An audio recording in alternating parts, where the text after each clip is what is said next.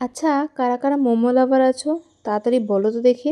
আমার কাছে মোমো একটা ইমোশান। আমার মোমো খেতে এত ভালো লাগে যে কি বলবো।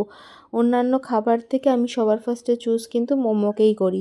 চলো আজকে তোমাদের একটা এত সুন্দর রেস্টুরেন্টের কথা বলবো যেখানে বিভিন্ন রকমের মোমো পাওয়া যায়।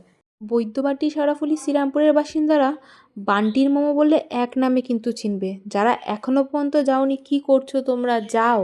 আমি যখন ক্লাস 7-এ পড়ি তখন থেকে কিন্তু আমি বান্টির মোমোর দোকানে খেতাম।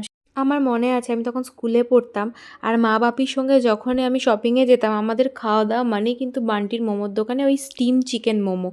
এত অপূর্ব বানাতো, ওর চাটনির স্বাদ আমি কোনো মোমোর দোকানের সাথে আমি তুলনা করতেই পারবো না, কারণ আমি ওই রকম সত্যি বলছি টেস্ট কোথাও পাইনি। যারা খেয়েছো তারা হয়তো রিলেট করতে পারবে।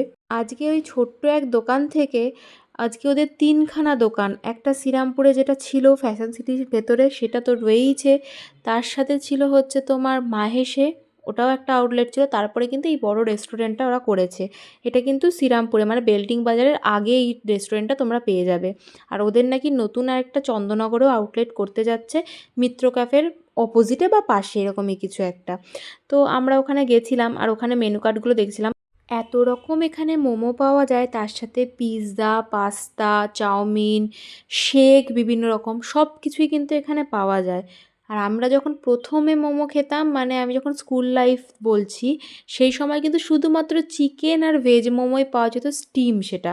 তারপরে তো আস্তে আস্তে সব কিছু যখন দোকানগুলো চেঞ্জ হতে থাকলো, ওরাও তখন অনেক মোমোর ভ্যারিয়েশন তৈরি করলো। যাই হোক, আজকে কী কী অর্ডার দিয়েছি তোমাদেরকে চলো শেয়ার করি। মেনু কার্ডটা যখন আমি দেখছিলাম তখন সুরজিৎ অ্যাকচুয়ালি একটু মশলাদার কিছু ভালোবাসে, নয় প্যান ফ্রায়েড নয় ফ্রায়েড, অ্যাকচুয়ালি ও স্টিমটা খুব একটা ভালোবাসে না। তাই ওর জন্য অর্ডার দিয়েছিলাম পেরি পেরি মোমো আর আমার জন্য দিয়েছিলাম একটা স্টিম মোমো, কারণ স্টিম মোমোর যে চাটনিটা দেয় ওটা জাস্ট আমার অসাধারণ লাগে। আমি মানে ওটা বোঝাতেই পারবো না যে এত ভালো লাগে। এই করতে করতে তো আমাদের কিছুক্ষণের মধ্যেই চলে এসেছিলো। আর সবচেয়ে ভালো লাগে যে ওদের নর্মাল দোকানেও যেরকম আর কি মানে প্যাকেজিং দেয় এরকমই কিন্তু প্রত্যেকটা আউটলেটে তোমাদের সেম প্যাকেজিং পাবে। তবে রেস্টুরেন্টে দেখলাম একটা মোমো বেশি দেয় আর একটু দামটা 5 থেকে 10 টাকা বেশি, এইটুকুই। তবে ওটা এসি রেস্টুরেন্ট ছিল, তুমি বসে সুন্দর করে খেতে পারবে। ওদের রুফটপ রয়েছে, তারপরে ফটো তোলার বিভিন্ন রকম জায়গা রয়েছে। দেখে জিভে জল আর কপালে ঘাম উঠে গেল। স্যুপটা প্রচন্ড গরম, এখন খেও না।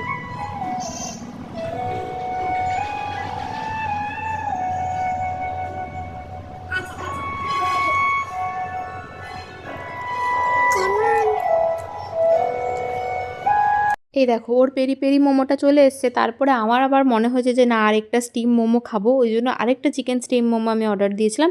আর তার আগে দিয়েছিলাম হচ্ছে মেক্সিকান পিৎজা। এই পিৎজাটাও খেতে খুব ভালো ছিল। তবে 180 রুপিজের মধ্যে এত কিছু টপিংস আমি কিন্তু আশা করিনি।